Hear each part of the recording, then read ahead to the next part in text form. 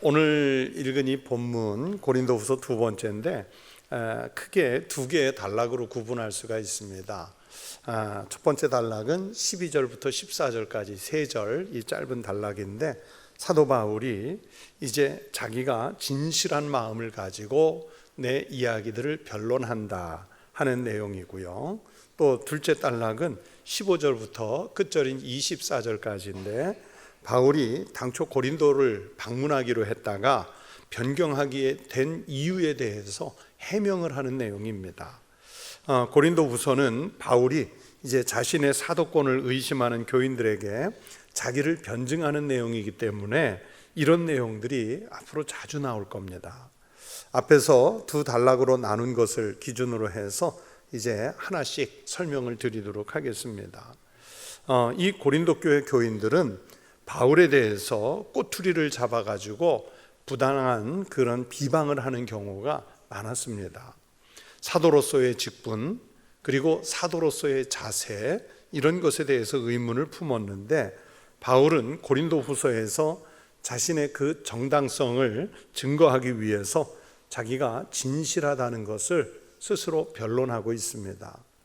지난주 말씀드린 대로 고린도후서 앞부분에서는 소극적 변론이고 중반부를 넘어서부터는 적극적으로 해명을 합니다.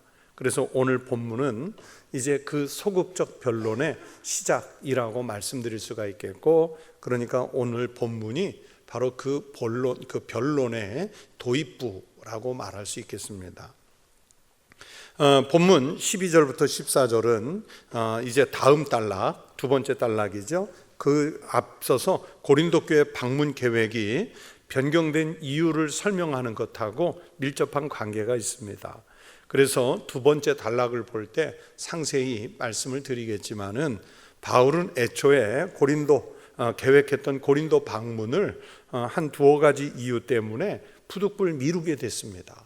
방문하려고 했던 계획을 미루게 됐어요. 그러자 유대 지역에서 들어온 거짓 사도들, 거짓 선생들, 이단들, 이런 것들이 교회에 들어와서 침투해서 바울과 고린도 교회를 분리시키려고 갈등을 조장하는 거예요. 오늘날도 신천지가 교회 안에 들어오면 갈등을 일으켜요. 의도적으로 자꾸 갈등을 일으켜서 교인들 간에 또는 교회 지도자들 간에 목사와 성도들 간에 자꾸 갈등을 일으켜서 교회를 분탕질하지요. 지금 고린도 교회가 그래서 더 어려워졌어요. 이 교인들은 그런 거짓 선생의 말을 잘 분별해서 들어야 되는데 이 거짓 선생들의 말을 듣고는 이 바울이라는 분이 언행이 일치하지 않는 불성실한 목회자라고 의심을 하기 시작했고, 또 일부에서는 그냥 의심하는 정도가 아니라 적극적으로 나서서 비난까지 합니다. 문제는 목회자를 비난하는 것에만 그치는 것이 아니라 바울이 전해준 예수 그리스도의 복음 자체가 진실성을 의심받는 거예요. 생각해 보세요. 목사의 진실성이 의심받으니까 그분이 전해준 말씀이 의심을 받는 거지요. 그래서 바울은 지금 자신의 명예를 위해서 변증을 하려고 하는 것이 아니라 교회를 지켜야겠다고 하는 사명감으로 자신이 전한 이 하나님의 복음, 예수 그리스도의 복음이 진실하다는 것을 변론하게 되었습니다. 고린도 교회 교인들의 그런 비난을 그대로 묵과할 경우에 바울의 사도적 권위는 물론이고요, 더 나아가 결국에는 앞으로도 복음을 전파해야 될 선교 사역에도 큰 지장을 받을 것이 분명하기 때문에 복음 전파를 위해서, 그리고 교회를 위해서 바울은 강한 목소리로 변증을 할 수밖에 없었습니다. 바울은 오늘 본문 두 번째 단락을 통해서 먼저 자기가 하나님 앞에서 부끄러움이 없는 양심을 가지고 살아왔다는 사실을, 그래서 이제 두 번째 단락 가면 강조를 해요. 목회자의 입장에서 보면 바울의 이런 상황이 안타까우면서도 이해가 됩니다. 바울도 그렇고요, 또 역사 속에서 그 이후의 모든 목회자들, 대부분의 복음 사역자는 그 어떤 비난과 모함에 대해서 당당하게 대처할 수 있도록, 그래서 목회자 스스로가 하나님 보시기에 반듯하고 그리고 선하고 깨끗한 양심의 소유자가 되어야 합니다. 그래야 돼요. 목사 스스로가 그래야 돼요. 저는 어렸을 때부터 늘 모델로 바라본 목회자, 자기가 자란 교회 목사님 아니겠어요? 늘 모델로 바라본 목회자가 한경직 목사님하고 박조준 목사님이었습니다. 청년 시기에 저에게 결정적 영향을 끼친 분들이시지요. 박조준 목사님이 그 한경직 목사님의 뒤를 이어서 후임으로 목회를 하셨습니다. 저희들 어렸을 때 몇 년 전에 박조준 목사님이 우리 교회에 오셔서 사흘 동안 사경회를 인도하셨지 않습니까? 말씀을 전해주셨는데, 저는 제가 설교의 모델로 삼은 목사님이 우리 교회에 오셔서 말씀을 전하시고 또 저와 함께 며칠간 같이 있었다는 사실만으로도 정말 큰 은혜가 됐어요. 박조준 목사님이 한 번은 식사를 하면서 이제 많은 이야기를 해주시다가 이제 한경직 목사님에 대한 말씀을 해주셨습니다. 박조준 목사님이 말씀하시기를 한경직 목사님은 정말 곁에서 지켜봐도 성자 같은 분이라는 거예요. 가까이에 지서 지켜보면서 어떻게 저렇게까지 사실 수 있을까? 저렇게 순결할 수 있을까? 정말 존경심이 지켜보면서 더 우러나오게 된답니다. 그런데 그렇게 존경할 만한 그 목사님도 교회에서 회의 중에 막 공격을 당하고 엄한 비난을 할 때가 많이 있었는데, 그러면 한경직 목사님은 박조준 목사님이 옆에 앉아 지켜보니까 아무 말씀도 안 하고 눈물만 흘리시더라는 거예요. 그러면서 저에게, 목사님도 아시겠지만 그분 눈에 눈물을 흘리게 할 일이 뭐가 있습니까? 그런데 사람들은 그냥 그가 목사라는 이유 때문에 그렇게 공격을 하고 눈물을 흘리게 하더라고요. 그러면서 왜 그랬을까요? 그러면서 목회자로 부름을 받았기 때문에 감당해야 할 몫입니다. 그러면서 저한테 그 말씀을 해주셨어요. 여러분, 목회자만 꼭 그렇겠습니까? 같은 교회 안에서 열심히 섬기는 분들은 보세요, 원하지 않는 비난이나 또는 조롱을 겪을 때가 있습니다.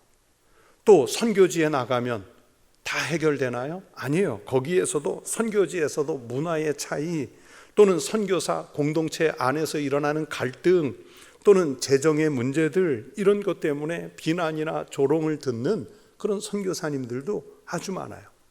아주 애매한 비난을 받아요. 그러다 보면 이 바울의 경우처럼 내가 힘써 전해준 그리스도 예수의 복음마저도 그 진실성이 의심을 받는 경우가 많아서 그 복음을 전하러 다니는 이들이 안타깝지요. 마음이 안타까워요. 바울은 고린도 후서에서만이 아니라 그래서 성경 곳곳에서 스스로 하나님 앞에서 부끄러움 없이 선하고 깨끗한 종으로 살아야 한다는 것을 자주 강조를 합니다. 바울이 공의회 앞에서 재판을 받을 때 공의회 의원들을 향해서 이렇게 말씀했습니다. 바울이 공회를 주목하여 이르되, 여러분 형제들아, 오늘까지 나는 범사에 뭘 따라서? 양심을 따라. 양심을 따라 하나님을 섬겨노라 하거늘. 여러분, 바울이 만약에 자기 양심에 부끄러웠으면 어떻게 이런 말을 할 수 있겠어요?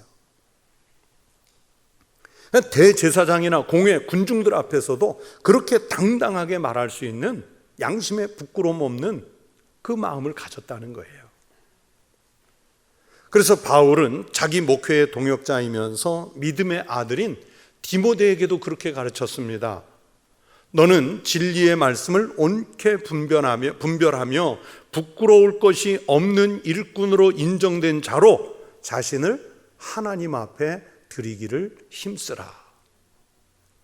하나님 앞에서, 그리고 교회 앞에서 부끄러울 것이 없도록 하나님 앞에 자신을 드리라는 그런 가르침을 믿음의 아들, 그러면서 제자의 디모데에게 가르치는 거예요. 우리 부목사님들 앉아 있지만 저도 함께 목회하는 우리 부목사님들에게 정말 자주 하는 말이 있어요. 우리 예수 잘 믿자. 아니, 목사님들 예수 다 잘 믿는 거 아니에요? 아니에요. 우리 예수 잘 믿자. 그리고 우리 혼자 있을 때도 목사같이 살자. 제가 늘 하는 말이에요. 여러분, 목회는 잘할 수도 있고 못할 수도 있어요. 큰 교회에서 목회할 수도 있고 작은 교회에서 목회할 수도 있어요. 하나님이 맡기신 자리에서 부끄러움이 없는 일꾼으로 사는 게 중요하지, 뭐 큰 게 뭐 중요하고 어떤 목회적 재능이 많은 게 뭐가 그렇게 중요하겠어요? 다 중요할 수 있지만, 그러나 하나님이 맡기신 자리에서 부끄러울 것이 쌓여가면 안 돼요. 교회 와서는 목사님 같은데 혼자 있을 때는 목사 같지 않아요. 그러면 그거는 하나님 앞에 부끄럽지요.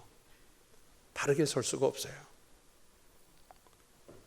그것은 목회자들만이 아니라 그리스도인이라는 이름을 가진 여러분 같은 성도들도 마찬가지입니다. 성경이나 교리, 말씀을 이해하는 정도는 다 다를 수 있어요. 또 자기가 가지고 있는 신앙적 지식, 연륜, 경험 이런 것 때문에 달라질 수 있어요. 또 직분도, 여러분에게 맡겨진 사역도 다를 수 있습니다. 잘할 수도 있고 못하는 사람도 있어요. 그러나 하나님 앞에서 부끄러울 것이 없는 거룩한 성도의 삶을 우리가 살아야 하지 않겠습니까?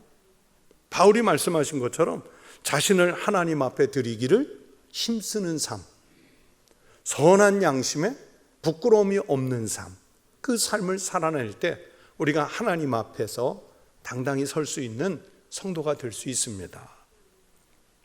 바울은 온갖 비난과 조롱, 의심을 받는 중에도 당당하게 자신을 변론할 수 있는 삶을 살았기 때문에 이런 말씀을 할 수 있는 거예요. 오늘 본문 같은 말씀을 그래서 할 수 있었던 거예요. 하나님 앞에서 당당하게 그리고 담대하게 진리를 옳게 분별하는 삶을 살아가시기를 축원합니다. 오늘 본문 12절에서 육체의 지혜로 행하지 않고 하나님의 은혜로 행하는 사람이라고 양심을 걸어서 증언한다고 말하죠. 그러면서 거룩함과 진실함으로 행한다고 했는데, 이 말들은 헬라 원문에서 다른 말로 하면 단순함과 솔직함이라는 뜻을 가지고 있어요. 단순함과 솔직함. 이 말은 바울이 자신의 윤리적인 성실성을 강조하는 면이기도 하고요.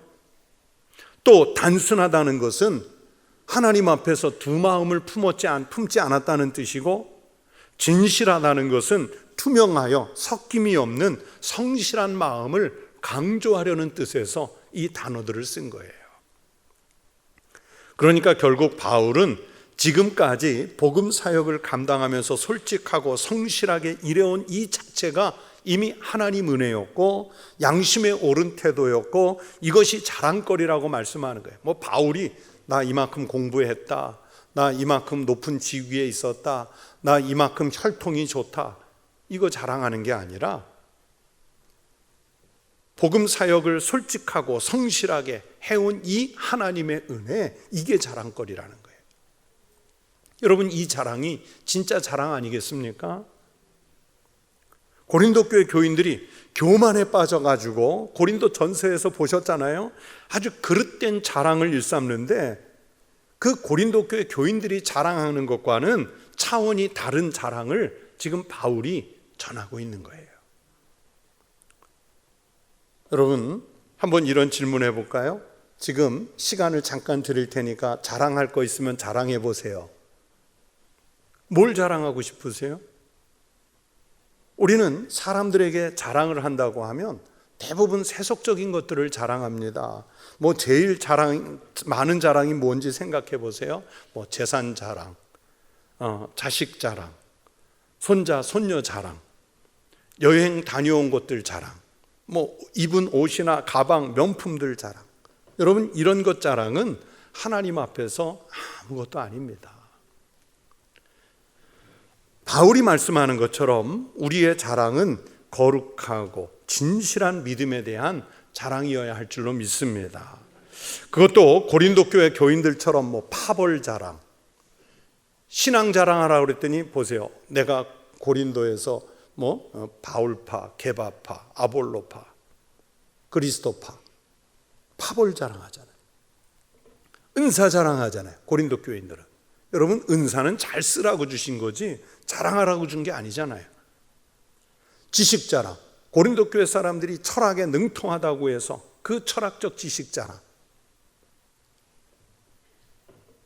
그런 자랑만 한 거예요. 하나님 앞에서 양심에 비추어서 자랑할 것이 아닌 걸 자랑한 거예요. 그래서 바울이 본문을 통해 말씀하려는 의도는 하나님 앞에서 양심에 비추어서 내가 지금 어떤 삶을 살아내고 있는지 이것을 자랑거리로 삼아야 합니다. 신앙의 삶이 자랑거리가 되는 믿음의 삶을 살아가시기를 축원합니다. 이게 첫 번째 단락의 내용이에요.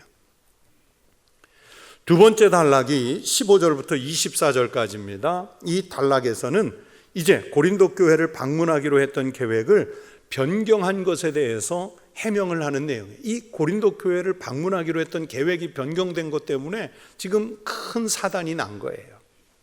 이 해명이 여기 15절부터 시작해서 다음 장 2장 13절까지 해명이 이어지게 됩니다. 고린도 교회 일부 교인들은 사도 바울이 고린도 교회를 방문하겠다고 수차 계획을 세워놓고도 그 계획을 변경한 것 때문에 불성실한 사람이라고, 온다고 해놓고 왜 안 오냐고 그러면서 바울을 비난하고 있어요. 그것에 대해서 해명을 합니다.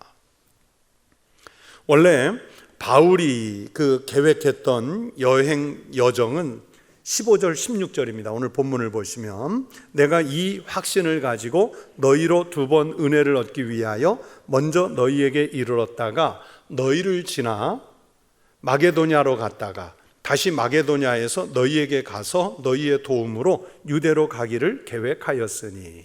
자, 지도를 한번 보시겠어요? 지도가 매번 바뀌죠. 자, 여러분 지금 바울이 어디 있는지 아세요? 1장에서도 말씀드렸고 고린도전서 16장 할 때도 말씀을 드렸는데 지금 바울이 어디에 있을까요?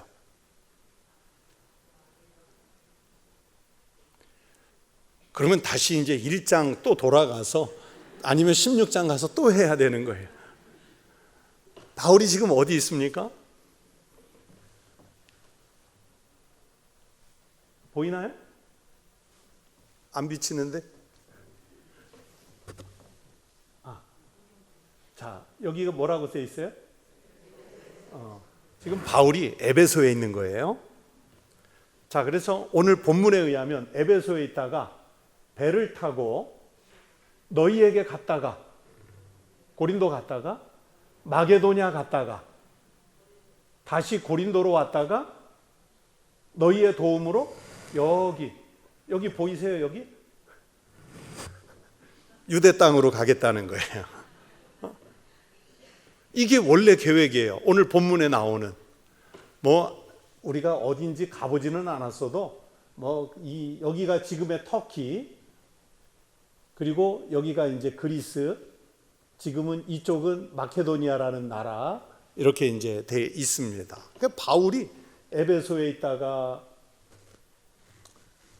여기서 고린도에 왔다가 마케도니아 갔다가 다시 와서 이렇게 유대 땅으로 여기 이렇게 가려고 계획을 했는데 이게 원래 계획이에요.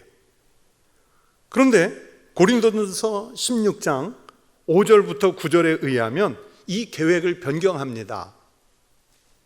어떻게 변경하느냐? 일단 그거를 본문을 먼저 읽어볼게요.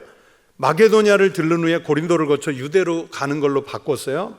내가 마게도냐를 지날 터이니 마게도냐를 지난 후에 너희에게 가서 내가 오순절까지 에베소에 머물려 함은. 지도 한 번만 더 보여주세요. 자, 아까는 하고 계획이 바뀌었죠.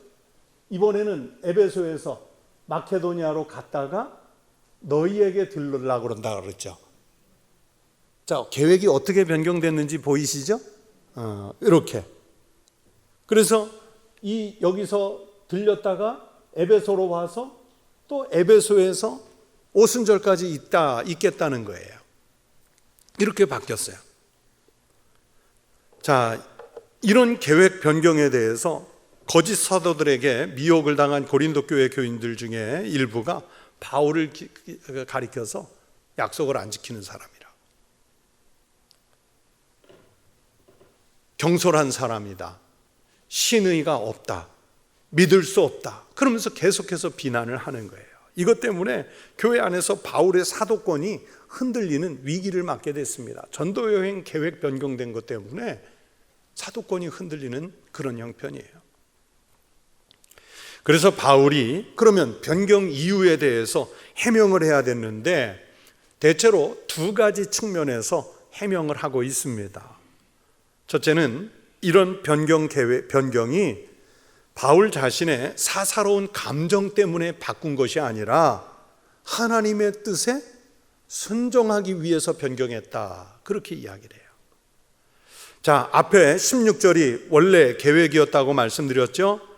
그리고 17절에 와서 변경한 이유를 이렇게 말씀합니다. 이렇게 계획할 때에 어찌 경솔히 하였으리요, 혹 계획하기를 육체를 따라 계획하여 예 하면서 아니라 하는 일이 내게 있겠느냐. 자, 원래 처음에 계획을 세울 때 경솔하게 했을까요? 신중을 더해서 했겠죠. 그런데 육체의 계획을 따라 예 그랬다가 뒤돌아서서는 아니라 그렇게 말할 수 있겠냐는 거예요. 그럴 수 없다는 거예요. 이 17절 말씀에서 육체를 따라 계획한다는 것은 이 무슨 뜻이냐면 기분에 따라, 감정에 따라, 그런 뜻입니다. 그러니까 자기 기분이나 자기 감정 때문에 예라고 하거나 아니라고 하거나 함부로 그렇게 할 수 없다는 거예요. 자기 감정에 따라서 무분별한 그런 변덕스러운 사람들이 있지 않습니까? 바울이 자기는 그런 사람이 아니라는 거예요. 그러면 왜 변경했느냐? 이렇게 할 수밖에 없는 것은 하나님의 진실하신 뜻에 순종하려는 뜻 때문입니다. 18절을 보십시오. 하나님은 미쁘시니라 우리가 너희에게 한 말은 예 하고 아니라 함이 없노라. 성경에서 미쁘다는 말이 자주 나오죠. 무슨 뜻일까요? 이쁘다는 뜻인가요? 진실하다는 뜻이에요. 그러니까 진실하다, 신실하다, 이런 뜻인데 바울이 왜 지금 이 대목에서 하나님은 신실하시다는 말씀을 하실까요? 바울 자신은 인간이기 때문에 신실하지 않거나 불성실할 수 있습니다. 그렇지 않습니까? 완벽한 인간이 어디 있겠어요? 그러나 자기에게 복음을 전하게 하시는 그 하나님이 신실하시기 때문에 비록 자기는 비난을 받지만 전하게 하시는 그 하나님의 말씀을 믿으라는 거예요. 신실하신 하나님을 믿으라는 거예요. 결국 신실하신 하나님의 뜻에 따라서 복음을 전했을 뿐이고 계획을 변경하게 하시는 그것도 하나님의 뜻이기 때문에 이걸 따라야 할 수밖에 없다는 걸 강조하는 겁니다.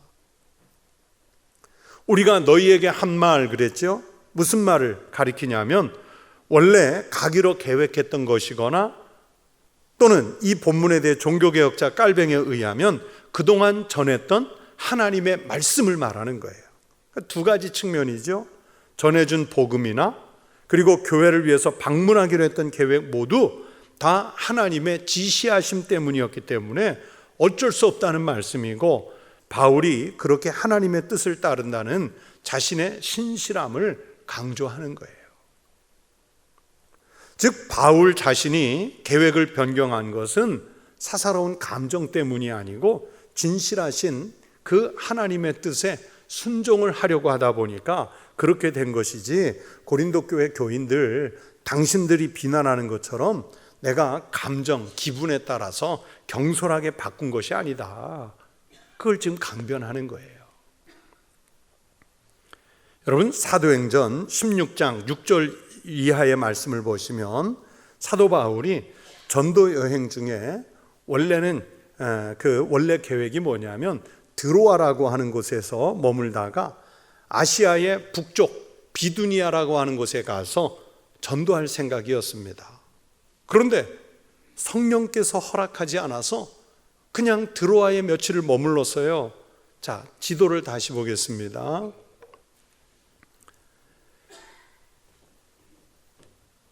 드로아 보이세요? 네.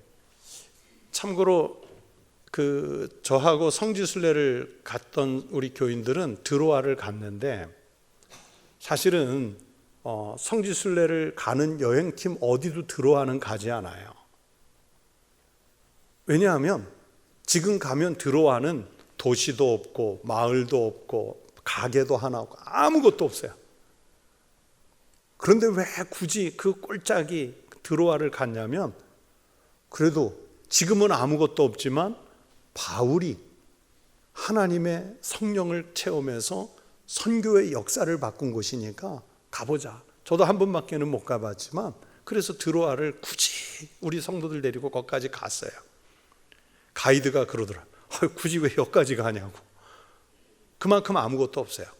작은 바닷가 마을인데, 무시아 앞에 이르러 비두니아로 가고자 애쓰되 예수의 영이 허락하지 아니하시는지라. 이게 무슨 말씀이냐면, 바울이 이제 드로아까지 왔거든요. 근데 바울은 여기서 원래 계획이 이 작은 어촌 마을 뒤에는 험난한 산이 있고 앞에는 조그만 바다, 에게의 바다가 펼쳐져 있는 작은 어촌인데, 여기서 하나님이 움직이지 못하게 하는 거예요. 그래서 드로아에 있는데 이 마케도니아 사람이 환상 중에 드로아에서 바울을 부르는 거예요. 원래 바울의 계획은 뭐였냐면, 이 드로아에서 여기 비두니아, 그리고 여기가 갈라디아 지방이에요. 비두니아, 갈라디아 이쪽에 가서 복음을 전하려고 했는데 예수의 영이 허락하지를 않는 거예요. 며칠을 머물러 있는 거예요.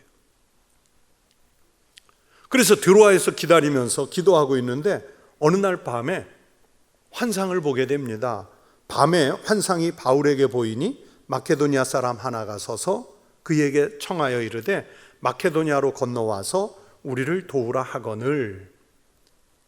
이 장면을 우리가 마케도니안 콜, 마케도니아 사람의 부름이라고 그럽니다. 그래서 바울이, 다시 지도를 보여주세요.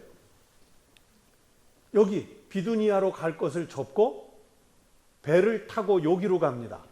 여기가 어디냐면 이제 사도행전 16장에 나오는 네아폴리. 그리고 네아폴리에서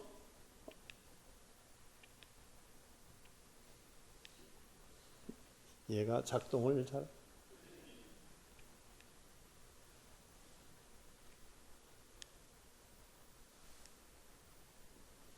안 먹네요. 이 네아폴리에서 큰 산맥이 있어요. 그 산맥을 넘어서 빌립보로, 한 번만 더. 자, 여기 네아폴리에서 산맥을 넘어서 빌립보로, 빌립보에서 데살로니가로, 데살로니가에서 베레아로, 베레아에서 아덴으로, 아테네에서 고린도로 이렇게 가는 거예요. 원래 바울의 계획이 아니었다니까요. 바울의 원래 계획은 드로아에서 북쪽 비두니아, 갈라디아로 가려고 했는데 밤에 환상 중에 저 마케도니아 사람이 마케도니아로 건너와서 우리를 도우라. 그 말씀을 듣고 건너간 거예요. 자기 계획에 없었어요. 그래서 빌립보에 가서 우리가 잘 아는 대로 자주장사 루디아도 만나고, 또 그러면서 감옥에 갇혔다가 간스장을 전도하고, 그러면서 빌립보 교회가 시작되고, 그러면서 또 내려오면서 데살로니가, 베레아, 그리고 아테네, 고린도 교회가 세워지는 거예요.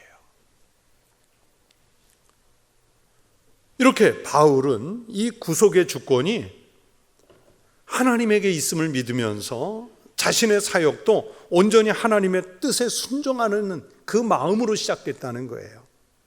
그러다 보니 자기의 계획을 따르는 것이 아니라 누구의 계획? 하나님의 계획. 그래서 계획을 변경할 수밖에 없었다. 이런 일들을 얘기하는 거예요. 바울이 말하는 이 의도대로라면 여러분, 목회자나 또는 선교사님들의 이동은 하나님의 뜻입니다. 정말 하나님의 뜻을 구하면서 일하는 분들은 그 뜻에 아니라 하지 않고 예라면서 순종하는 거예요. 저는 간혹 말씀을 드리지만 제 일생에서 그 중요한 터닝 포인트 된 것 중에 하나가 부산에 부목사로 간 거예요. 처음으로 서울을 떠나서 살아본 거잖아요.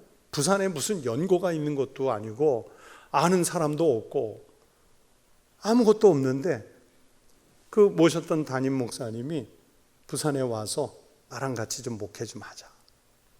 부산에 처음 갔는데 외국이 딴 데 있는 게 아니라 부산이 외국이더라고요.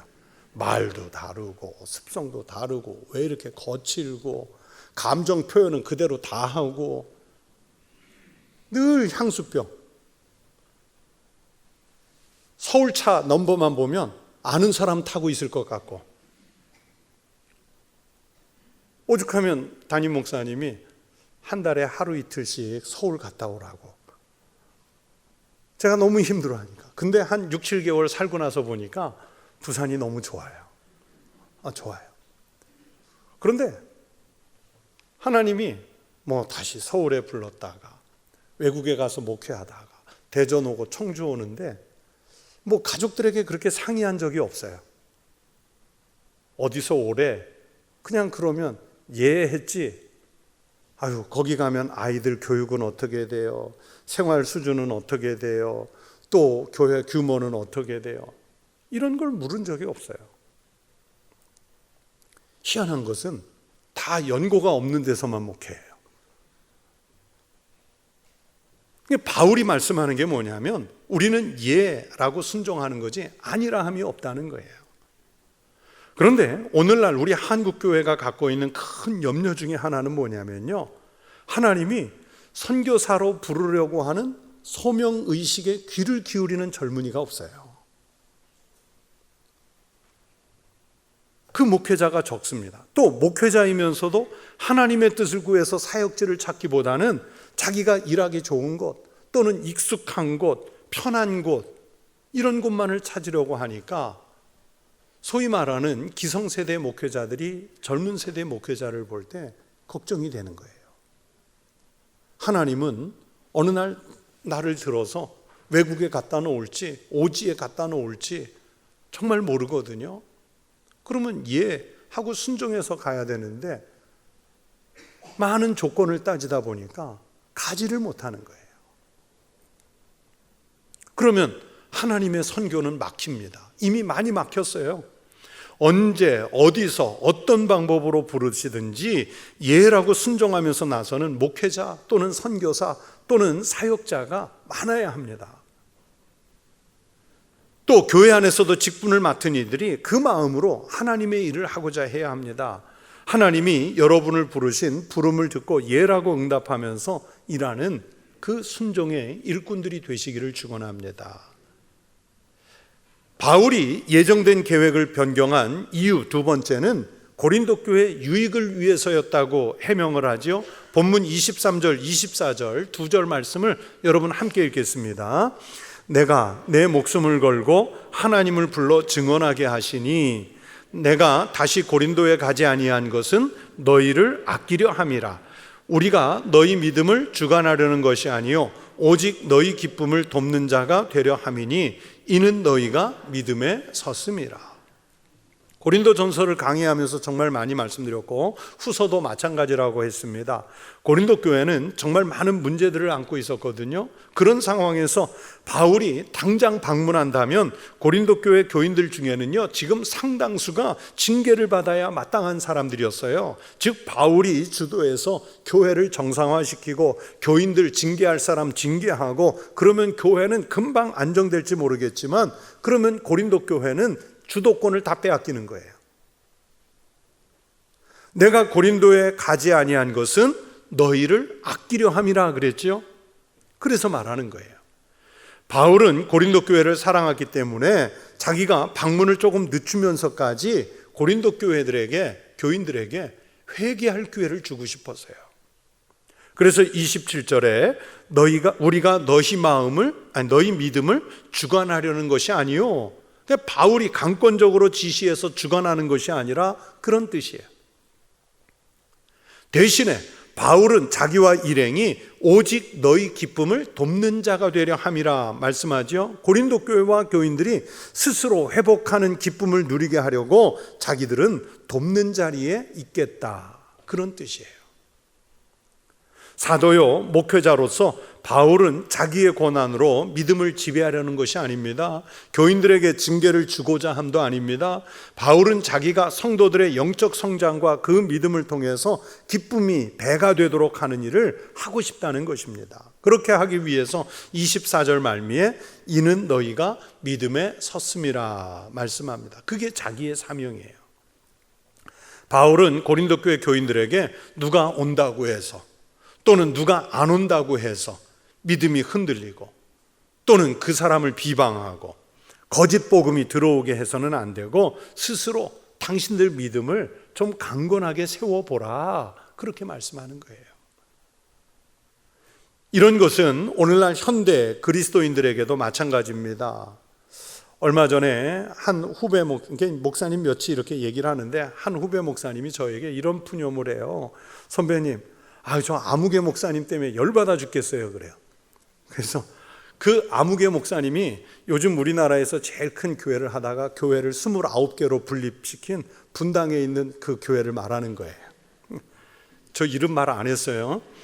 그 후배에게 왜? 그러고 이유를 들어보니까 교인들 중에 왜 그 목사님처럼 설교 안 하시냐고, 우리도 좀 그런 설교 들었으면 좋겠다, 그렇게 푸념을 하더래요. 그래서 제가 이렇게 대답하라고 그랬어요. 그 목사님, 저도 그 설교를 참 많이 들어봤거든요. 근데 그분 이제 나이도 저하고 동갑이신데 설교 중에 보면 화를 너무 자주 내요. 들어보신 분은 알겠지만 화를 자주 내고요, 교인들 질타를 많이 해요. 그래서 제가 그분 보고 그러라고 그랬어요. 야단 맞고 교회 다니고 싶으면 그리로 가시라고. 근데 우리 교회 교인들은 잘하고 있기 때문에 저는 야단 칠 일이 없어서 안 치는 거라고. 그랬더니 옆에서 듣던 저희 그 어떤 선배 목사님이 그러는 거예요. 자기 교인들 중에도 그런 사람이 하나 있어가지고 지금부터 분당으로 가라고 그랬다.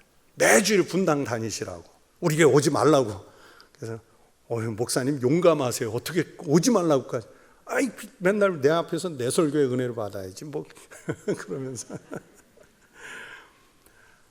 목회자는 최선을 다해서 복음을 전하지만 결국 전부를 책임질 수는 없고요, 성도의 기쁨을 돕는 자가 될 뿐입니다. 그리고 그러면 성도는 흔들리지 말고 이 바울이 본문에 표현한 대로 너희 믿음에, 바울의 믿음 위에 서라는 게 아니죠. 다른 은사자의 믿음 위에 서라는 게 아니죠. 누구 믿음에 서라고요? 너희 믿음에 섰음이라 할 만큼 자기 신앙을 잘 세우라는 거예요. 이게 안 세워지면 사람 때문에 흔들리고, 이단 때문에 흔들리고, 인간관계 때문에 흔들리고, 돈을 비롯한 세상 조건 때문에 믿음이 매일 바람 따라 흔들리는 그런 신앙이 돼요. 바울뿐만이 아니라 바울보다 더한 사람이 와도 우리의 믿음이 함부로 주도권을 넘겨주지 않도록 자기 신앙은 자기가 잘 다져야 합니다. 바울도 그러죠. 우리가 너희 믿음을 주관하려는 것이 아니라고. 여러분, 누구에게 함부로 그 믿음의 주권을 넘겨주지 마세요. 그렇게 선언하지 않습니까, 바울이? 21절에서 우리에게 기름을 부으시는 이는 하나님이시라고 말씀합니다. 여러분에게 신앙의 열정을 주시는 분이 하나님이심을 믿으십시오.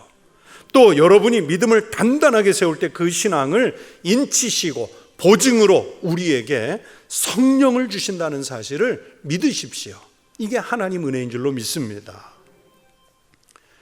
고린도 교회 교인들처럼 마치 물에 떠내려가는 낙엽처럼 시류에 따라서, 사람에 따라서 이제 마치려고 하는데 막 곳곳에서 물에 떠내려가는 낙엽처럼 시류에 따라서 이리저리 흔들리는 그런 신앙이 아니라 하나님 앞에서 성령의 은혜로 아주 단단히 뿌리를 내리고 여러분의 신앙을 성장시켜가는 믿음의 성도들이 되시기를 주의 이름으로 축원합니다. 기도하겠습니다. 하나님 아버지, 감사합니다. 우리에게 하나님의 자녀가 돼서 하나님의 백성으로 인침을 받게 하신 은혜 감사합니다. 또 저희들에게 하나님이 교회 공동체의 일원이 되게 하셔서 이 땅에서 그리스도의 몸된 교회 일원으로서 하나님 나라를 구축해 가는 일에 쓰임을 받게 하시니 감사합니다. 우리 사랑하는 청북교회, 또 하나님께서 주님의 몸된 교회로 세운 우리 이 땅의 모든 한국교회가 믿음의 반석 위에 든든히 서가게 하여 주시옵시고, 세상 풍조에 따라 또는 이단의 혼란에 따라 이리저리 휩쓸려 교회가 또는 성도들의 신앙이 흔들리지 않도록 우리의 믿음을 굳세고 강하게 붙잡아 주시옵소서. 오직 여호와 하나님만이 우리의 반석이시요, 우리의 피할 바위시요, 우리의 요새이시요, 우리의 방패이심을 고백하고 하나님 산성에 숨어 하나님의 안전한 보호를 받는 성도가 되게 하여 주시옵소서. 그리고 하나님께서 성령의 은혜를 주시면 그 힘 가지고 또 세상을 향해 담대히 나아가 저들 속에서 그리스도인으로서의 그 신앙의 용기를 발산하며 살아가는 하나님의 백성들이 되게 하여 주시옵소서.